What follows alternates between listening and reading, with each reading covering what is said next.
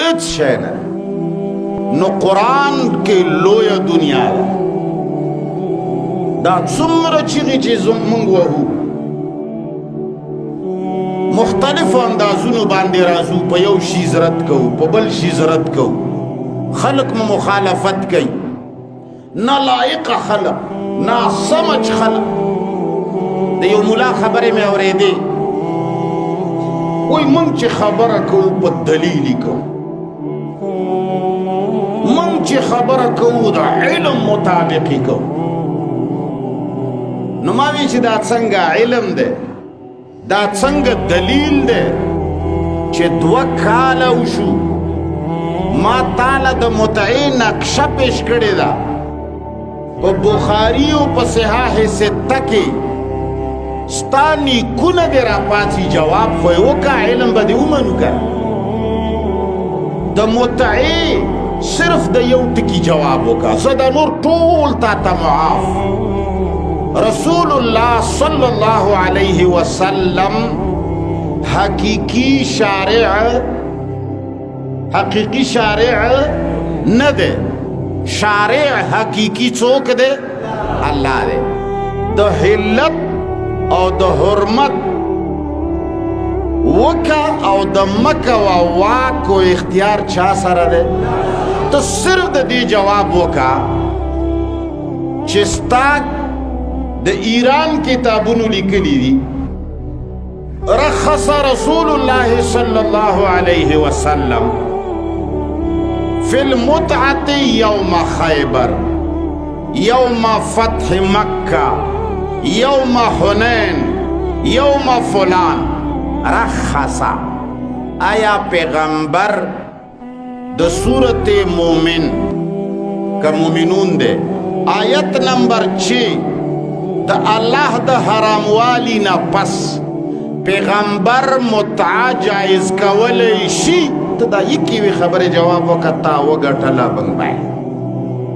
خو ما خبره کوله مختلفو اندازونو باندې موږ راتاویږو قرآن ته، شور کوو، خلق مخالفت کوي، د شیعو طرفداري روانه ده، د یهودو کار روان دی، نه دانسته ته ورباندې هغه کتابونه چې هغو مسلمانان په جنګ اړولي دي، هغه روایات چې هغو مسلمانو کې خانه جنګي پړاو کړی ده. مسلمان په ډېرو خبرو نه پوهېږي. زه کله کله غور کوم، زما لویه ګناه دا ده چې زه غور کوم. که ما غور نه کولی ما به م وخت تېرېده. اگر زمانہ به تو نمی سازد تو به زمانہ بساز. خلکو سره به زه جوړ وی، هی تم کوا، هی زم کو. یو ځل یو عالم وی چې خلق د شاعرانو دفاع کوي، د الله دفاع نه کوي. نو ما وی چې نن نه 10 ورځې مخکې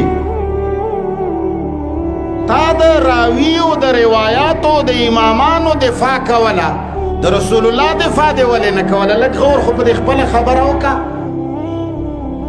بله ورځ مې د یو بل عالمې وه بله ټوڼه واورېده، وایي چې دا خلک موږ نه یا داسې څوک چې قرآن منونکي دي، وایي چې دا خلک د دوی پلانکی مشر چې کم مشر نه وایي چې دا د دوی مشر دی، هغه زموږ مشر، په هغه موږ لعنت لیږو، په هغه موږ لعنت لیږو. زموږ مشران نشته، زموږ مشر څوک دی؟ څوک دی؟ بس دغه وی چې هغه په خپلو خبرو کې تضاد دی. نن یوه خبره کوي، وی 10 ورځې پس بله خبره کوي. نن یو شی خوښوي، 10 ورځې بعد بل شی خوښوي. وی په خپلو اعمالو افعالو اقوالو کې تناقض دی. ما مولانا صاحب چې دا تناقض بد شی دی، سهار یو څه ویل سبا بل څه ویل، دا ته بد شی ګڼي. نو مهرباني وکړه د رسول الله صلی الله علیه وسلم سیرت مبارک صورت مبارک هم د دې تناقضاتو نه پاک وګڼل.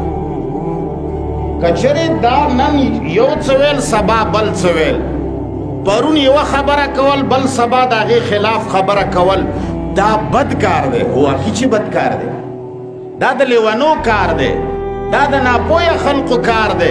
نو ظالمه دا بد په رسول الله ولې وایي چې کله وایي چې رفع یدین یې کول، کله وایي چې نه یې کول، کله وایي چې فاتحه یې ویله، دې حدیث کې راغلی دي چې ویله، او دې حدیث کې ویلی دي چې نه نه به یې وایي.